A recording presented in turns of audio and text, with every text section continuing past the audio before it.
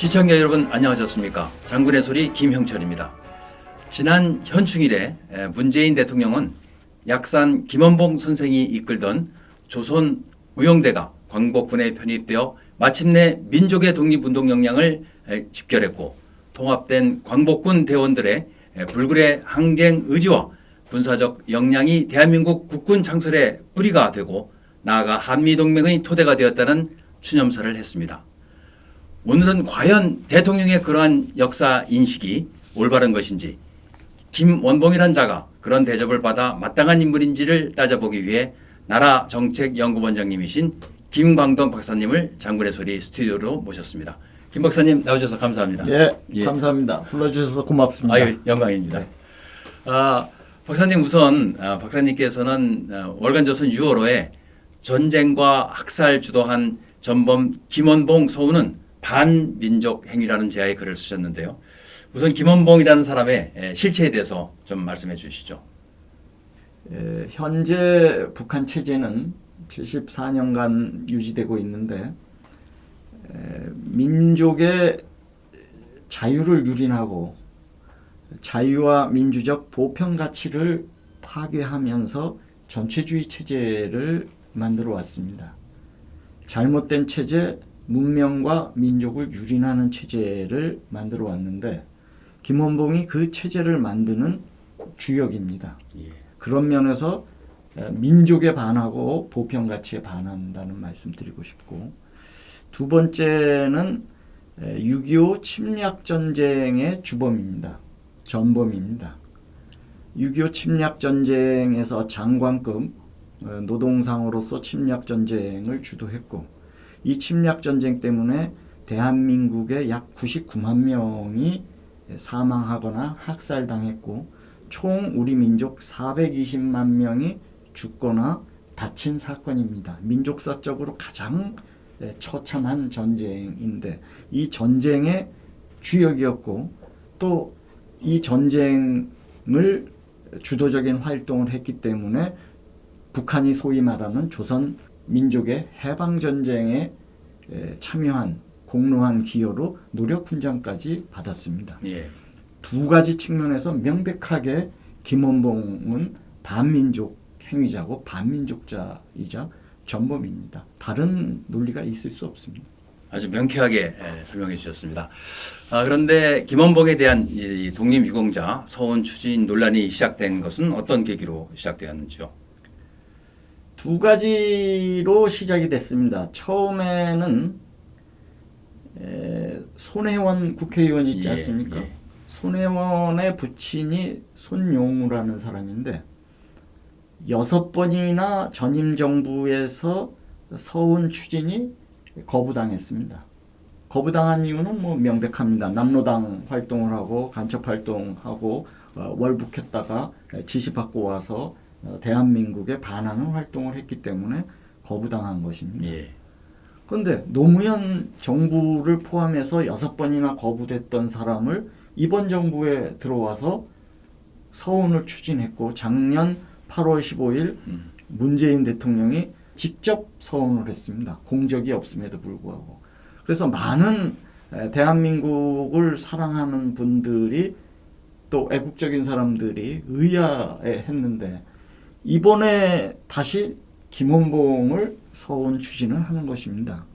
이 김원봉에 대한 서훈 추진은 이미 예견돼 있었습니다. 문재인 대통령이 대통령 되기 전부터 김원봉에 대해서 매우 극찬적인 활동 표현을 많이 했고 또 이미 김원봉에 대해서 국가 최고 훈장을 달아드리고 싶다. 또 이 김원봉에 대해서 술 한잔 따라드리고 싶다라는 표현을 썼기 때문에 국가보훈처 입장에서는 손혜원의 아버지 손용우 친북 활동을 한 사람도 서훈을 했고 또 대통령이 대통령 되기 전에 김원봉에 대해서 극찬하고 서훈 추진을 했기 때문에 피우진 국가보훈처장 입장에서는 대통령의 뜻을 받들어서 문재인 정부의 뜻을 받들어서 무리하게 해서는 안 될 서훈을 추진하면서 여기까지 왔고 이것 때문에 논란이 된 것으로 알고 있습니다. 잘 알겠습니다. 그렇다면 그 김원봉이란 사람이 독립운동을 한 것은 뭐 확실한 뭐 어떤 근거가 있는 것인지요? 김원봉이 독립운동했다는 얘기는 전 못 들어봤습니다. 그렇습니까? 김원봉은 기본적으로 공산주의자입니다. 예. 김원봉은 기본적으로 무정부주의자입니다. 김원봉은 기본적으로 공산주의, 전체주의 체제를 만들기 위해서 노력한 사람입니다. 이미 공산주의 활동을 할 때부터 레닌 정치학교를 운영을 했던 사람입니다. 동시에 독립운동을 하는 대한민국 임시정부 해체운동을 했던 사람입니다. 일본하고 대항했다 그래서 다 독립운동이 아닙니다. 오늘 우리가 누리는 이 자유체제, 민주체제, 산업화된 번영체제, 민족의 자유와 생존이 보장되는 삶의 질을 제고시키는 체제를 만들었을 때 우리가 독립운동이라고 하는 것이지, 일본하고 싸웠다 그러니까 독립운동이다. 그러면 스탈린도 독립운동이고 김일성도 독립운동이죠. 우리는 독립운동에 대한 개념부터 다시 설정해야 됩니다. 대한민국이라고 하는 이 질서, 가치, 민족의 긍정적인 기여, 헌신한 사람을 우리는 독립운동이라고 얘기하는 것입니다. 김 박사님 말씀을 아주 간단하게 요약하자면 독립운동이라 하면 물론 일본으로부터의 해방도 포함되지만 자유 대한민국을 건국하고 수립하는 데 기여를 해야 된다. 이렇게 이해를 하면 되겠습니다. 그렇습니다. 훈장이라고 하는 것은 일본과 싸웠다 해서 훈장을 그렇죠. 주는 것이 아니고 국가의 이름으로 국민이 주는 것입니다. 그런 의미에서는 김원봉이라고 하는 사람은 북한에서 혹은 스탈린에서 모택동이나 스탈린이나 김일성이 김원봉한테 훈장을 줄 수는 있습니다만 대한민국이라는 이름으로 대한민국 국민이 줄 수는 절대 없는 사람입니다. 그렇습니다. 그런데 문제는 이제 문재인 대통령이 이제 김원봉 같은 사람도 이제는 포용해야 된다는 논리를 펴고 있습니다. 그리고 국가보훈처가 또 나서서 북한 정권 참여 이전에 독립운동을 했다면 유공자가 될 수 있다는 논리를 펴고 있는 것이 문제가 아닌가 그렇게 또 생각이 되는데 어떻게 생각하십니까? 과거에 저는 노무현 대통령이 간첩 송두율을 포용하자고 그것도 직접 국회에 가서 이제 송두율 정도는 포용해야 된다 우리 사회가 라는 연설을 했습니다. 맞지 않습니다. 결국 틀렸습니다. 송두율은 역시 범죄자입니다. 대한민국에 반하는 간첩 활동을 한 사람입니다. 마찬가지로 이번에 김원봉에 대해서 다시 포용해야 된다. 어떻게 포용을 합니까? 지금 북한이라고 하는 사회는 대한민국의 가장 현존하고 명백한 위협입니다. 포용을 해야 한다면은 우리에게 더 이상 위협이 되지 않는 상황에서는 우리가 포용할 수 있습니다. 예를 들면 포용을 해야 된다면 과거에 무슨 이광수 선생이나 최남선 선생이나 혹은 홍남파 선생이나 이런 사람들을 포용해야 됩니다. 그분들은 이미 80년, 90년 전에 있었던 일이고 그 당시에 문명 개화, 교육 활동을 다 했습니다.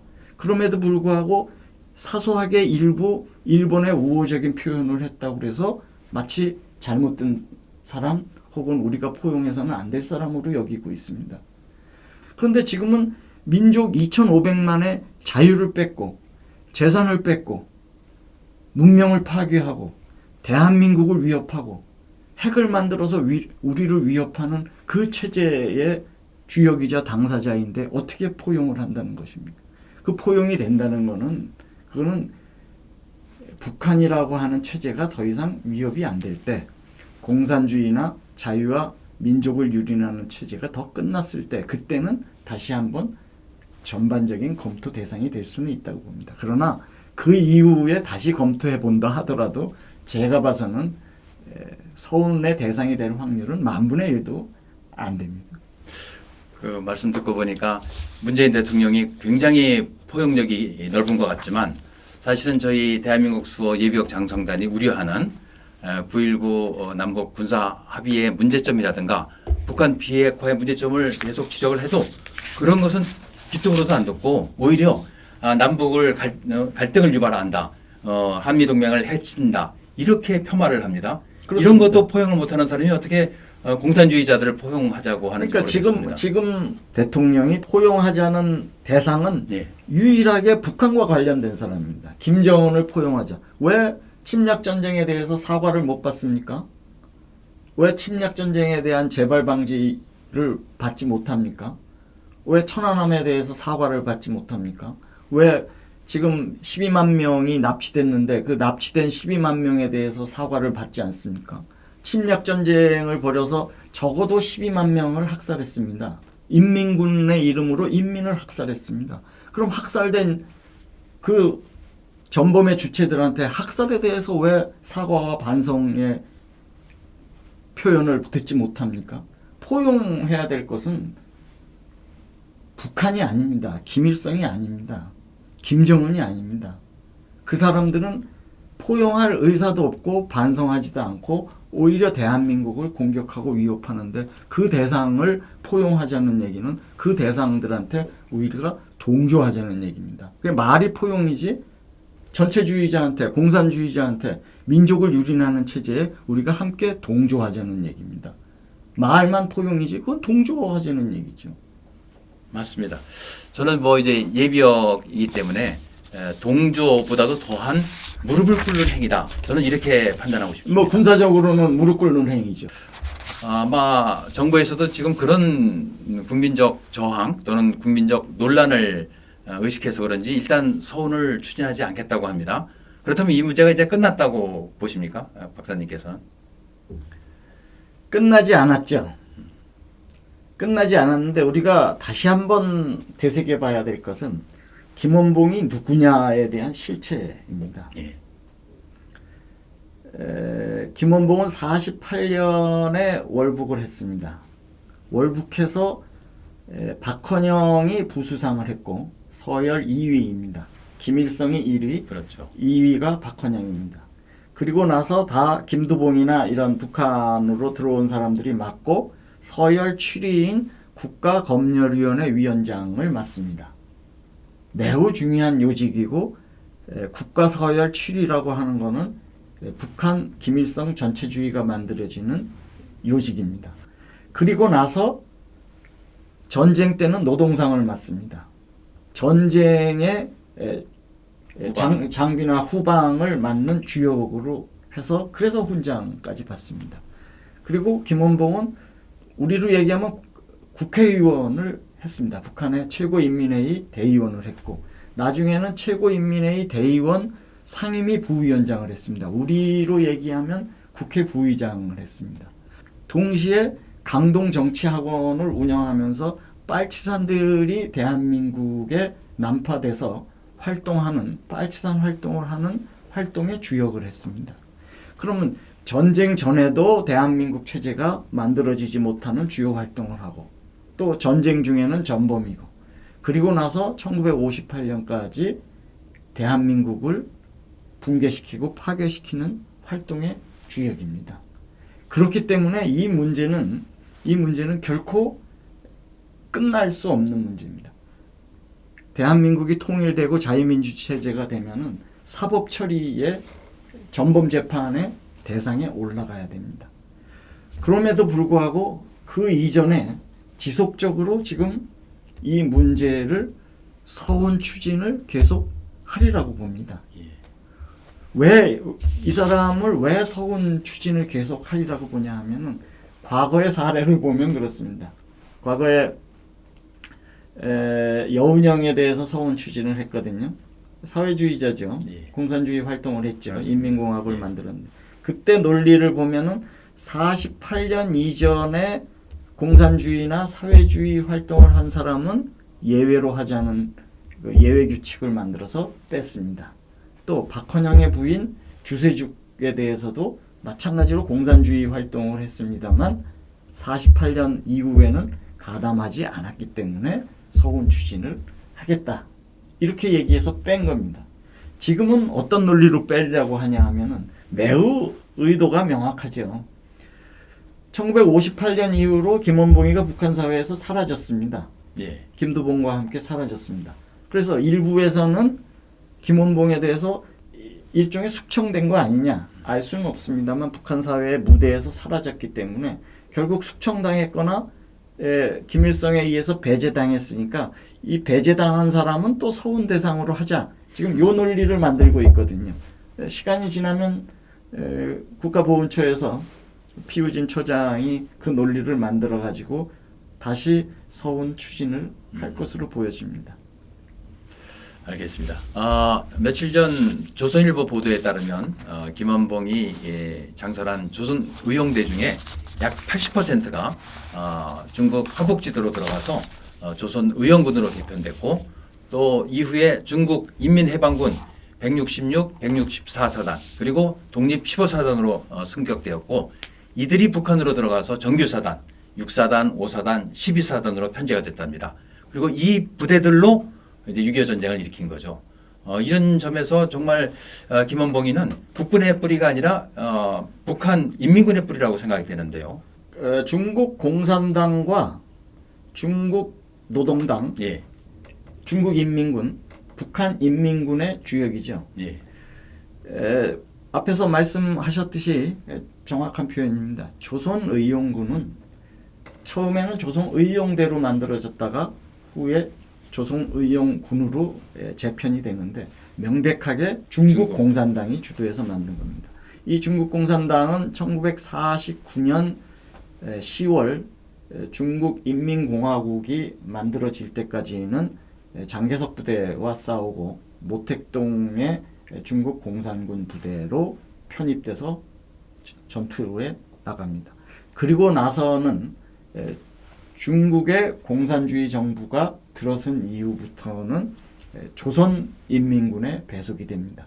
조선인민군에 배속이 돼서 다른 부대와 달리 이미 지속적으로 5년간 전투를 했던 부대입니다. 그렇죠. 최대한의 역량, 전투 역량을 가진 부대가 전방에 배치됐다가 앞에서 말씀하셨듯이 5사단, 6사단, 12사단 서울 점령의 주역이고 또 점령과 침략을 벌인 이후에 대한민국 인민, 대한민국 우리 국민에 대한 학살의 주력 부대입니다. 그렇기 때문에 조선의용군이라고 하는 것은 모택동을 위해서 일한 부대고 그리고 나서는 김일성을 위해서 일한 부대고 그리고 대한민국 침략과 대한민국 국민을 학살한 부대이면서 최정예 부대입니다. 그 부대를 만들었으면 김원봉은 거기에 대해서 책임을 져야죠. 스스로 전범입니다만 만들 때부터 이미 중국 공산당의 지령을 받고 또 그것을 위해서 만들었고 그 이후에 결국 그런 활동을 하고 침략 전쟁의 주역이기 때문에 그거는 뭐 만들 때와 운영할 때 다 김원봉은 오히려 책임의 당사자입니다. 거기에 어떻게 대한민국의 국군의 뿌리가 되고 한미동맹의 토대가 된다는 것인지 저는 아무리 살펴봐도 단 하나의 근거나 자료를 찾을 수 없습니다. 이런 궤변을 듣는다는 것이 정말 국민으로서 창피합니다. 그렇습니다. 그런 궤변을 특히 대통령의 입을 통해서 듣기 때문에 국민들이 더 참담한 심정을 느끼는 것 같습니다. 오늘 나라정책 연구 원장님이신 김광동 박사님을 모시고 정부의 김원봉에 대한 독립유공자 서운 추진에 대해서 알아봤습니다. 결론적으로 김원봉은 전쟁과 학살을 주도한 전범입니다. 그리고 6.25 전쟁이라는 침략 전쟁을 주도한 인물이고 그 인물에게 서운은 가당치 않은 행위죠. 정부가 일단은 추진을 보류한다고 했습니다만 좌파 정부의 속성으로 봤을 때 언젠가는 다시 추진을 할 겁니다. 모든 국민이 두 눈을 부릅뜨고 정부의 못된 정책 추진을 제동을 걸어야 하는 이유이기도 하죠. 장군의 소리 구독은 애국의 첫걸음입니다. 오늘 많이 구독해 주시고요. 좋아요 눌러주시기 바랍니다. 오늘 장군의 소리 여기서 마치겠습니다. 김 박사님 감사합니다. 고맙습니다. 예, 고맙습니다. 불러주셔서 고맙습니다.